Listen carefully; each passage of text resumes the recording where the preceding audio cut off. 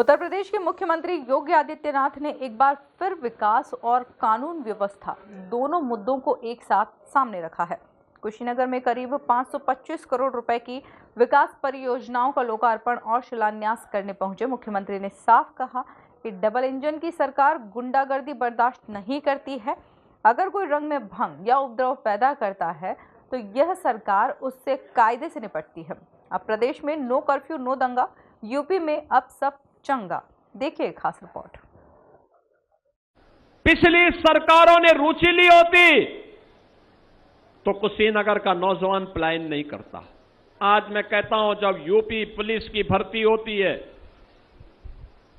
उत्तर प्रदेश में public service commission की कोई परीक्षा होती है, परिणाम आता है और मैं नियुक्ति पत्र देता हूं लखनऊ में, तो मुझे प्रसन्नता होती है कि कुशीनगर का नौजवान भी नियुक्ति पत्र प्राप्त करता है। कुशीनगर का नौजवान भी सरकारी नौकरी में नियुक्ति पत्र प्राप्त करता है। अब निवेश केवल नोएडा और गाजियाबाद में नहीं होता है, कुशीनगर में भी होता है, गोरखपुर में भी होता है। बहनों और भाइयों, 2017 के पहले न नियत थी और न तत्कालीन सरकार की कोई नीति थी। जब सरकारें स्वयं पॉलिसी पैरालिसिस का शिकार हो तो पॉलिसी बनाएगी कैसे? यही तो होता था 17 के पहले। 17 के पहले इनके स्तर पर कोई पहल नहीं होती थी और इसीलिए निवेश में नहीं होता था, विकास के कार्य ठप पड़े हुए थे।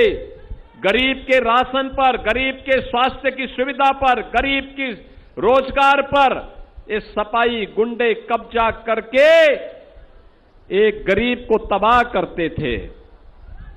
लेकिन बहनों और भाइयों, अब मैं आपको आश्वस्त करने के लिए आया हूं,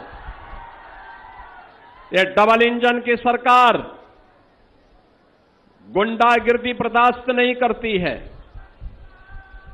आपने देखा होगा, पर्व के पहले होने वाले उत्सव में अगर कोई रंग में भंग करने का काम करता है और उपद्रव पैदा करने का कार्य करता है तो उपद्रवी से कायदे से निपटती है, बहुत कायदे से। आपने 9 वर्ष में आपने देखा होगा,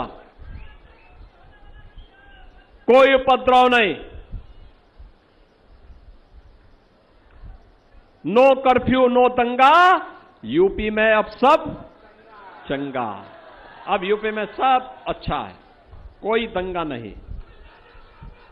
पूरब, पश्चिम, उत्तर, दक्षिण, आप जन्माष्टमी का डोल निकालिए, आप दुर्गा पूजा का शोभा यात्रा निकालिए, आप रामनवमी की शोभा यात्रा निकालिए, कोई समस्या नहीं, किसी प्रकार की समस्या नहीं।